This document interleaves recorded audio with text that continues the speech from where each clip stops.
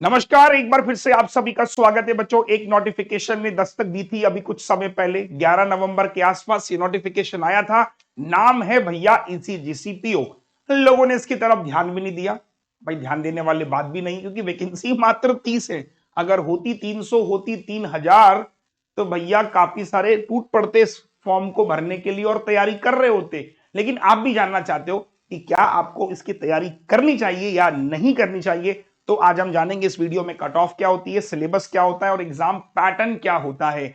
तो एक एक करके हर बार की तरह शुरू करते हैं बच्चों। ईसीजीसी पीओ 2025 का जब नोटिफिकेशन निकला, मैं आपको बताता हूं, इन्होंने ये कहा है कि भैया ग्रेजुएशन होना चाहिए किसी भी स्ट्रीम में, उम्र होनी चाहिए 21 से 30 साल, और भैया तनख्वाह हम देंगे आपको 16 लाख रुपए सालाना।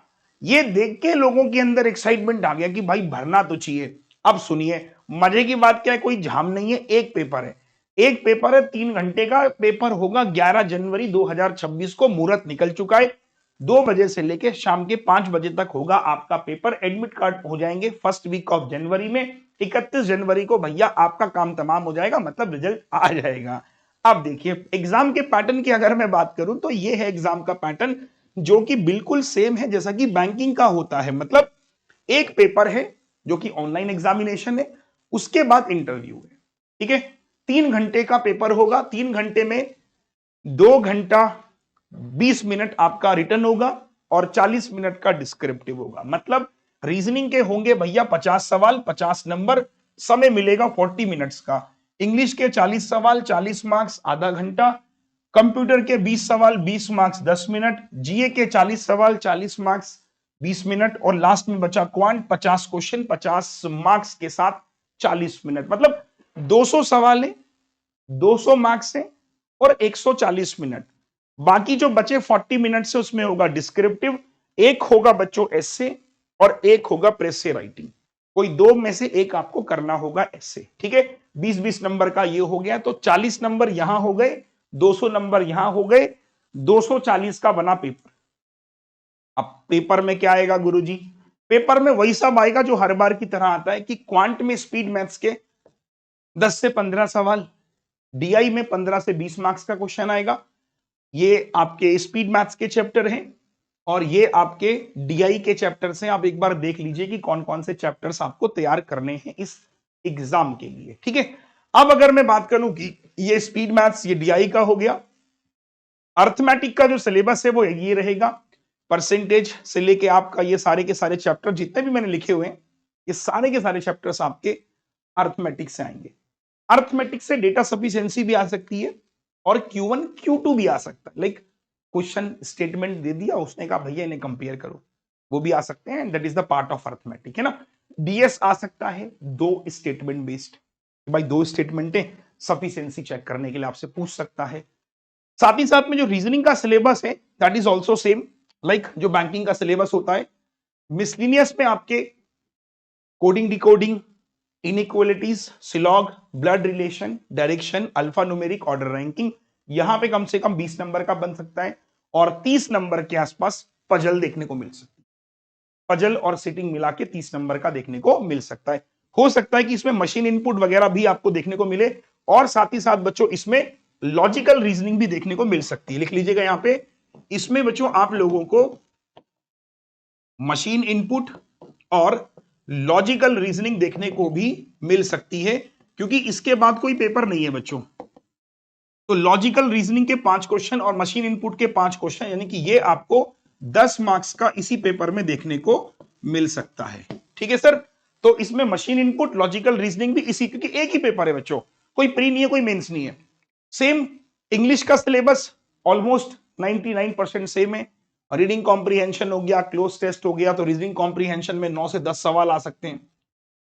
कॉम्प्रीहेंशन का 5 क्वेश्चन का सेट हो गया, fill in the blanks 5 question हो गया, एरर मेरे 5 नंबर के हो गए।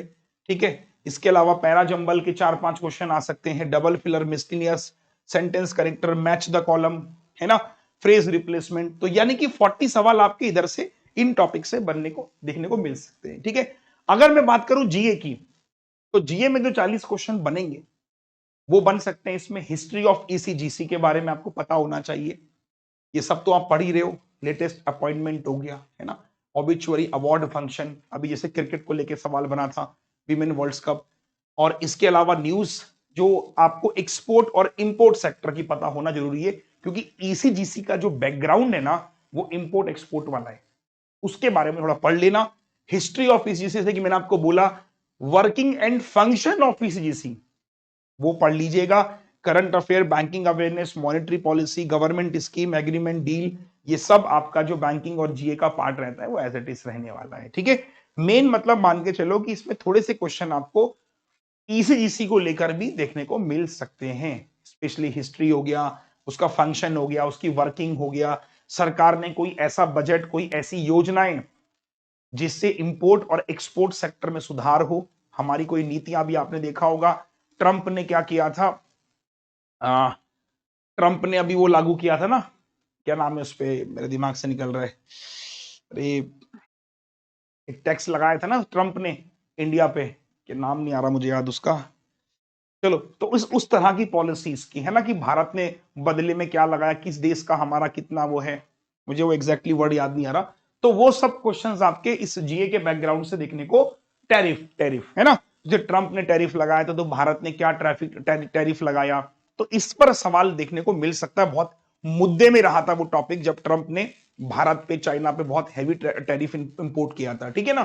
तो उसके बाद कंप्यूटर का ये आपका सिलेबस हो जाएगा कि हिस्ट्री ऑफ कंप्यूटर हो गया, फंक्शन हो गया, फंडामेंटल विंडोज, एमएस एक्सेल, जो आप बेसिक कंप्यूटर पढ़ते हो उसी में से आपके 20 सवाल आपको देखने को मिल जाएंगे फ्रॉम दी कंप्यूटर सेगमेंट। अगर मैं लास्ट ईयर कट ऑफ की बात करूं, ये देखिए, कट ऑफ से आपको पता लगेगा फॉर्म भरना चाहिए नहीं भरना चाहिए। सेक्शनल कट ऑफ अगर मैं बात करूं तो रीजनिंग का 6.5 नंबर, इंग्लिश का 15 नंबर, मतलब इंग्लिश आसान है तभी इतनी कट ऑफ जा रही है, कंप्यूटर के 7.25, जीए का कट ऑफ 4.25, क्वांट 11.5, 200 में से 93.75 है जर्नल का कट ऑफ।